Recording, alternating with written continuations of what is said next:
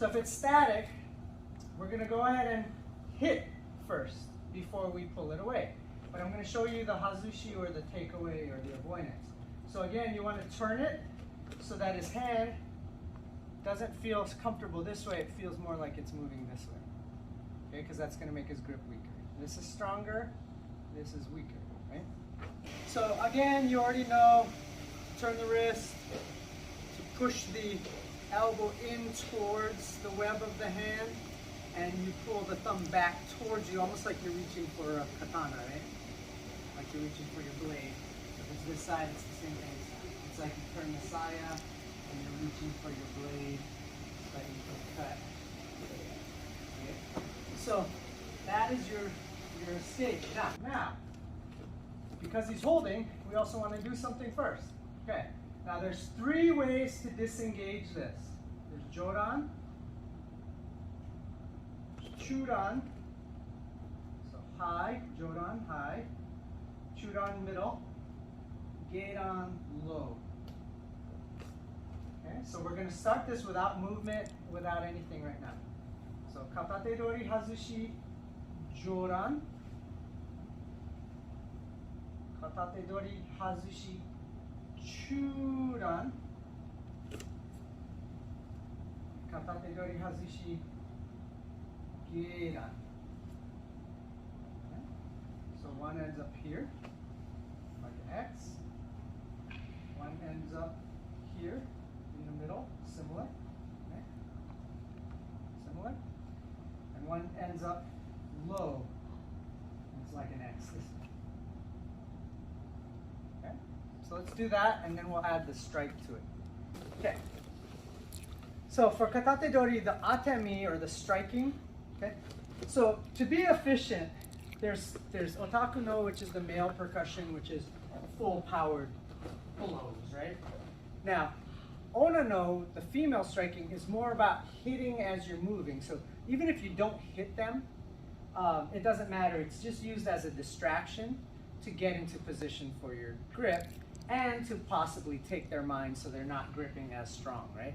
Because if he wants to hold as strong as he can, I would have to probably fight to get it out of the grip, right? So to make it a little bit easier, I'm just going to tap something or hit something in order to pull away, right? But let's say I want to go into a technique because I don't know if I need to restrain this person or what's going to happen after I release, okay? So let's say I wanted to go into jodan, right?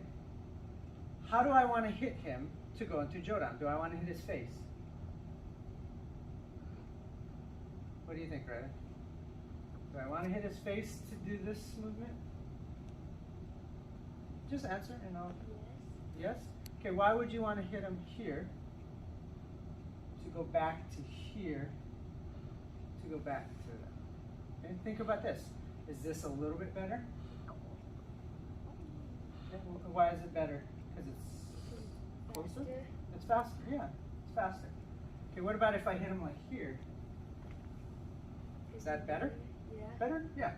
So, if I want to go up, and this is that same principle that I use if I want to move his hand outward, I don't want to immediately move outward because he's going to stop me every single time. Right? But if I move inward and outward, he doesn't stop me. Why? Because if I move inward, he wants to stop me from going inward, right? He wants to stop me from going this way. So it's easy to throw it that way because I'm going the opposite direction as he wanted, right? He doesn't want to go this way. So I trick him by going this way because I want to go that way, right? It's the same as the strike. If I'm going to hit him, I don't want to go here all the way around to get under here, right? If I'm going to go with something here, or whatever, right? Why not hit him here? Because it's right there, right?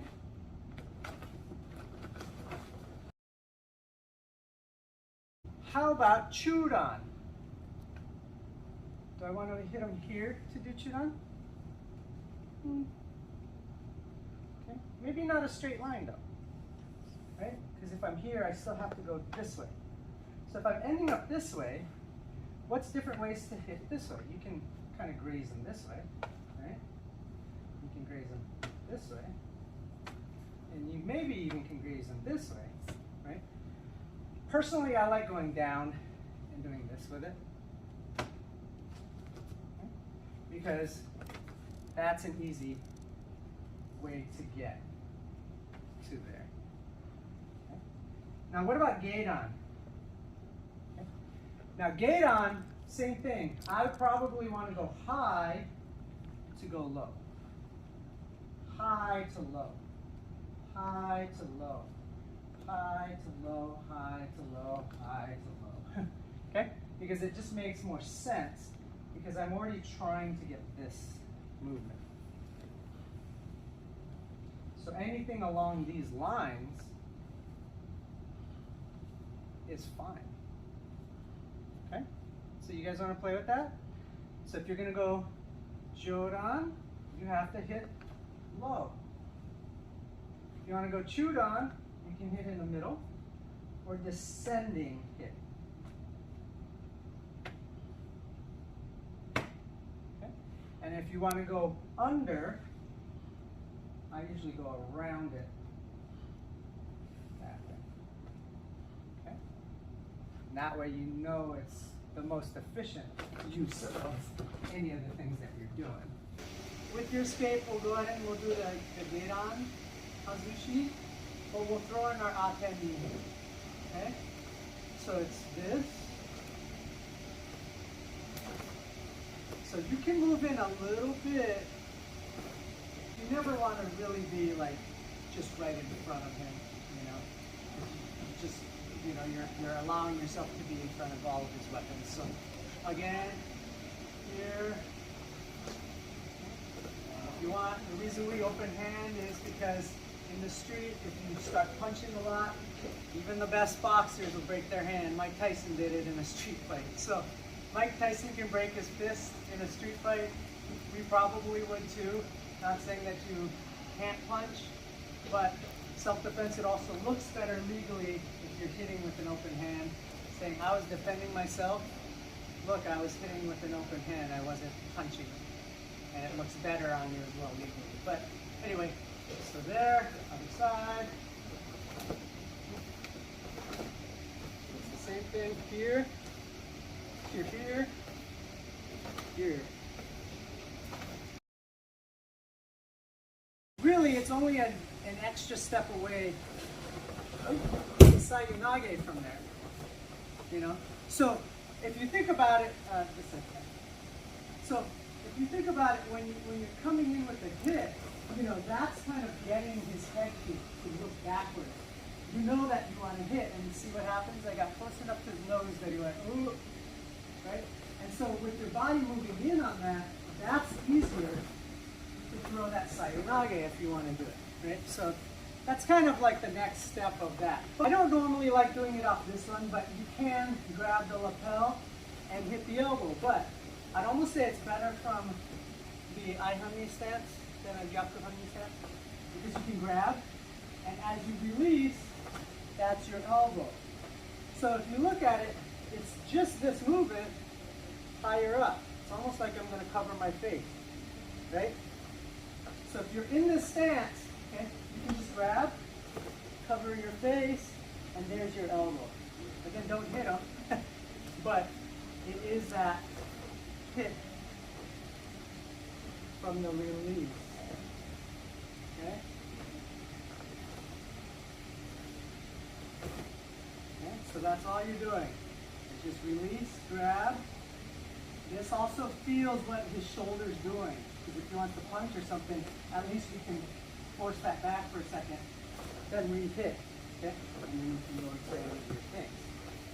So we'll just do that from Ihami. So the stance, he happened to grab you, you were in Ihami, and he grabbed Katatedori instead of Kosuke, right? So he's from there, then go ahead and grab, okay? And then from here, you're just going to pull, push, elbow. Okay? there, I go there, right? I go here, then here. Why? Because this lends itself to that.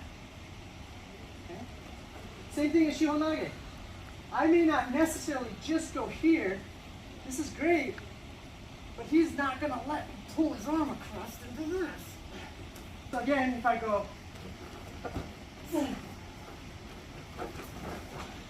how did I get under? I didn't do super great technique, right? How did I get under? Because I go this way first. See how easy it was?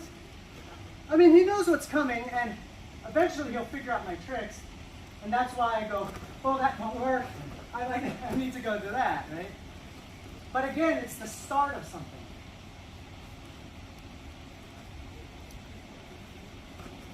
I don't like to be controlled, but when you do Hijikase, if I want to throw him here, I need to start here first, and then, yeah? And that's why Hijikase starts up, rolls down.